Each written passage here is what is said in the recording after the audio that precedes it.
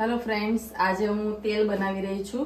आमळा दूधी ए બધું નાખી અને હું બનાવું છું। ખૂબ જ ઉપયોગી અને ફાયદાકારક આ તેલ છે। કઈ રીતે આ તેલ બનાવ્યું છે એની રેસીપી આપણે જોઈશું। અત્યારના સમયમાં ખરતા વાળની સમસ્યા બધાના ઘરે જોવા મળે છે। નાના હોય કે મોટા, સ્ત્રી હોય કે પુરુષ, બધાને ખરતા વાળની સમસ્યા અને બીજી ઘણી બધી વાળને લગતી સમસ્યા હોય છે। તો મારા મમ્મી વર્ષો પહેલાં ઘરે જે તેલ બનાવતા ને એનાથી વાળ કાળા, લાંબા અને મજબૂત બનતા। તો આજે મેં મારા મમ્મીની જૂની રીતથી અહીંયા હર્બલ ઓઇલ બનાવ્યું છે। તો મને થયું કે એની રેસીપી પણ મારે શેર કરવી જોઈએ। ઘણી બધી વસ્તુઓ તો આપણા ઘરમાં અવેલેબલ જ હોય છે અને અત્યારે આમળા અને દૂધીની સિઝન પણ ચાલી રહી છે। આ વિડીયોમાં આ તેલ બનાવવા માટે કેટલી વસ્તુ અને કેટલા પ્રમાણમાં નાખવી તેમજ આ વસ્તુઓ નાખવાથી, આ ઔષધિઓનો ઉપયોગ કરવાથી શું શું ફાયદો થાય છે એ બધું જ મેં આ વિડીયોમાં જણાવ્યું છે। તો વિડીયોને એન્ડ સુધી જરૂરથી જોજો અને ઉપયોગી લાગે તો લાઇક અને શેર કરજો। ચેનલ ઉપર નવા હો તો ચેનલને સબસ્ક્રાઈબ કરી લેજો। તો રેસીપી શરૂ કરીએ। તો સૌપ્રથમ તો આપણે કોઈ મોટું, પહોળું અને જાડા તળિયાવાળું વાસણ લેવાનું છે। જો તમારી પાસે લોખંડની કડાઈ હોય તો એ લેવાની, એનાથી નેચરલી કાળા કલરનું તેલ બનશે, જેનાથી વાળ કાળા થશે। હવે સૌપ્રથમ તો મેં અહીંયા 250 ગ્રામ જેટલા ફ્રેશ આમળા લીધા છે। આમળા વિટામિન સીથી ભરપૂર હોય છે અને એ વાળ અને સ્કિન બંને માટે ખૂબ જ ઉપયોગી છે। તો આપણે આમળાને ખમણી લઈશું અને પછી આ કડાઈ છે એમાં ઉમેરી દઈશું।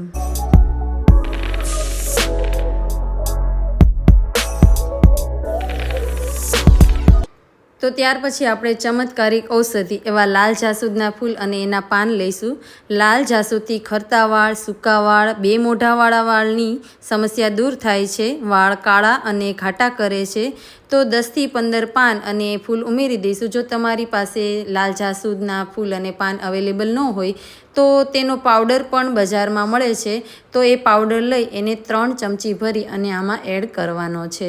તો અહીંયા પાન અને ફૂલને આપણે આ મિશ્રણમાં એટલે કે આ કડાઈમાં એડ કરી દઈએ।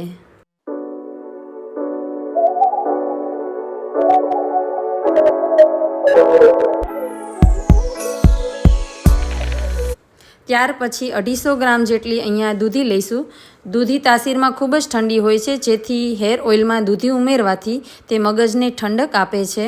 તેની છાલ કાઢી તેને પણ આપણે ખમણી લઈશું અને કઢાઈમાં ઉમેરી દઈશું।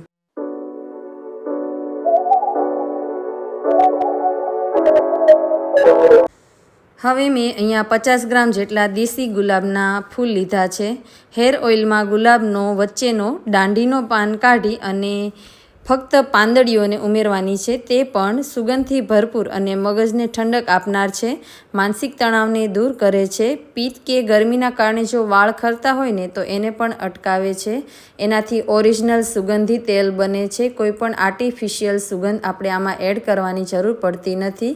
તો ફક્ત દેશી ગુલાબની પાંદડીઓ 10 થી 15 જેટલા ગુલાબ લઈ લઈશું અને એને ઉમેરી દેવાના છે। અહીંયા આપણે આ દેશી જ ગુલાબનો ઉપયોગ કરીશું, તો એને આપણે ઉમેરી દઈએ।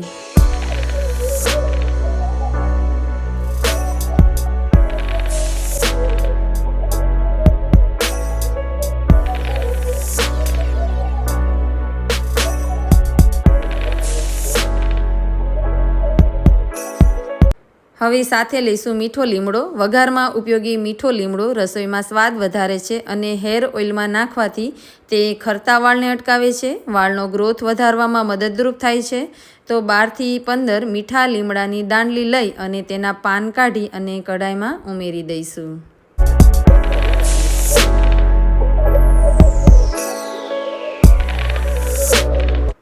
હવે લઈશું મેથીના દાણા। આ મેથીના દાણામાં અનેક પ્રકારના ગુણો હોય છે। તે ખરતા વાળને અટકાવે છે અને વાળનો ગ્રોથ વધારવામાં અને વાળને સિલ્કી બનાવવામાં મદદરૂપ થાય છે। અહીંયા આપણે મેથીને પીસી લઈશું। તો મિક્સર જારમાં પીસી અને આવો પાવડર બનાવી લઈશું અને એ 3 ચમચી જેટલો આમાં ઉમેરી દઈશું।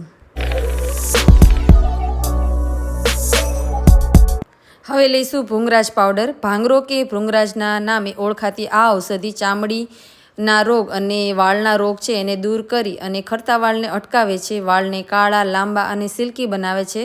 માટે 3 ટેબલસ્પૂન જેટલો અથવા તો 3 મોટી ચમચી જેટલો ભૃંગરાજ પાવડર આમાં ઉમેરી દઈશું। ત્યાર પછી આપણે એમાં 3 ટેબલસ્પૂન જેટલો બ્રાહ્મી પાવડર ઉમેરીશું, જેનાથી વાળમાં ખંજવાળ, ડેન્ડ્રફ, માથાની સ્કિન ચોખ્ખી રહે છે, સાવ ખરી જતા વાળને અટકાવી અને વાળની મજબૂતાઈ વધારે છે. તો હવે આપણે લઈશું કલોંજી. કલોંજી એટલે કે કાળી ડુંગળીના બીજ. આજકાલ માર્કેટમાં ઓનિયન હેર ઓઇલ આવે છે, જેના અનેક ફાયદા છે, પણ ડુંગળીને જો તેલમાં ઉકાળીએ ને તો તેલમાં વાસ આવે છે. માટે જ આપણે તેના જેટલા જ ફાયદા આપનાર કલોંજી એને 3 ટેબલસ્પૂન એટલે કે 3 મોટી ચમચી જેટલું ઉમેરી દઈશું, જેથી ડુંગળીના ફાયદા પણ મળશે અને ડુંગળીની વાસ પણ નહીં આવે.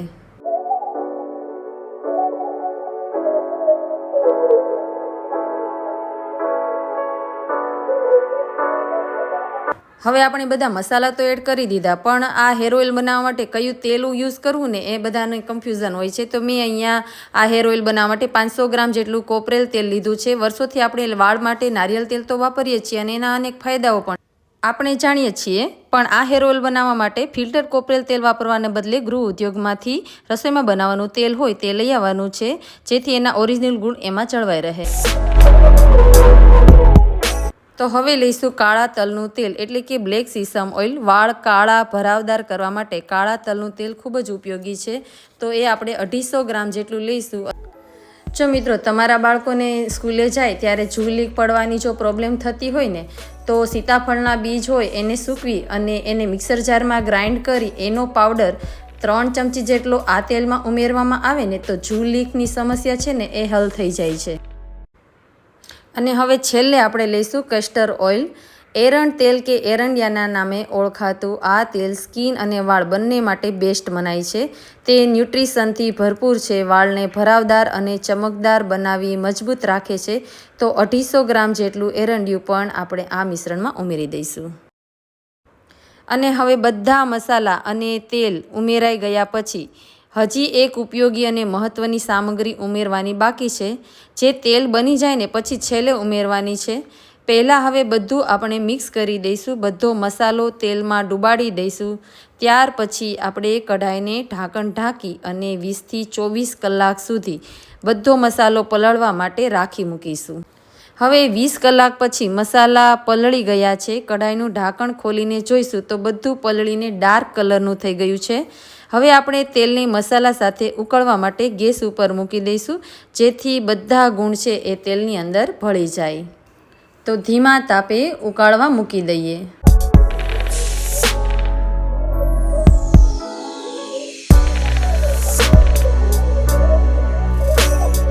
આ તેલમાં આપણે તલનું તેલ ઉમેર્યું હોવાથી ગરમ થવાથી કિનારી પર ફીણા આવશે.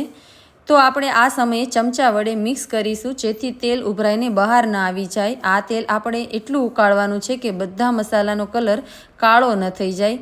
પણ ઉકાળવા માટે આપણે જલ્દી નથી કરવાની, એટલે કે ગેસની ફ્લેમ આપણે હાઈ નથી રાખવાની, નહીં તો મસાલા કાળા તો થઈ જશે પણ તેલની એની સાથે જે એના તત્વો સારા રહેલા છે ને એ પણ બળી જશે. માટે આપણે ગેસની ફ્લેમ છે ને એને ધીમે રાખી અને ઉકાળી લઈશું.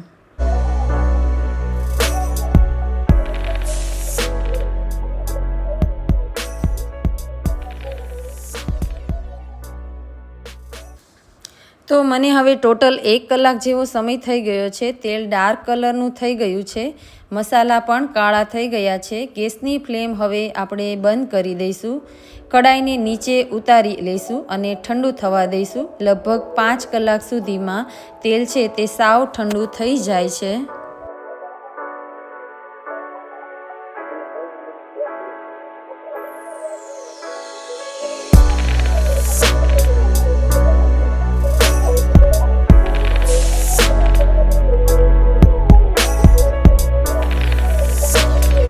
તો તેલને ઠંડુ પડે તેટલા માટે આપણે 5 થી 6 કલાક સુધી એને ઢાંકી અને મૂકી દઈશું.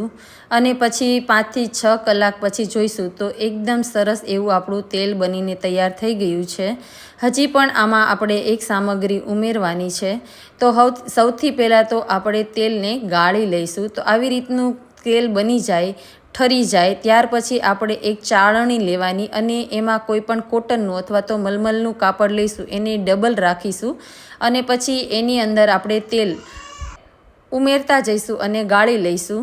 મિત્રો તેલ સાવ ઠંડુ થઈ જાય અને પછી ગાળી લઈએ ને પછી સુગંધ માટે તમારે કોઈ ઓઇલ નાખવું હોય તો તમે આમાં ટી ટ્રી ઓઇલ અથવા બીજું કોઈ પણ તમને જે ફ્લેવર ગમતી હોય એનું તમે 8 થી 10 ટીપા જેટલું આમાં એડ કરી શકો છો બની ગયા પછી. જો કે મેં આમાં એવું કોઈ પણ ફ્લેવર માટેનું તેલ આમાં એડ કર્યું નથી. નેચરલી આ તેલમાં જે સુગંધ આવે છે એ પણ ખૂબ જ સરસ હોય છે અને એને 12 મહિના સુધી આપણે એર ટાઇટ કન્ટેનરમાં સ્ટોર કરી શકાય છે. એ બિલકુલ ખરાબ પણ થતું નથી. હું આખા વર્ષ માટે આ તેલ બનાવી અને હું અને અમારા આખા ઘરના સભ્યો છે એ આ તેલનો ઉપયોગ કરીએ છીએ. તો તમે પણ આવું તેલ ઘરે એકવાર જરૂરથી ટ્રાય કરજો અને મને કોમેન્ટ બોક્સમાં જણાવજો કે તમને આ તેલ કેવું લાગ્યું. તો બધું જ તેલ જ્યારે ગળાઈ જાય પછી જે પોટલીની અંદર જે વધ્યું હોય છે એને ચાળણી ઉપર મૂકી દેવાનું અને એક વાસણની ઉપર મૂકી અને પછી આના ઉપર આપણે કોઈ વજનદાર વસ્તુ મૂકી દઈશું જેથી એમાં રહેલું બધું જ તેલ છે એ તપેલીની અંદર આવી જશે.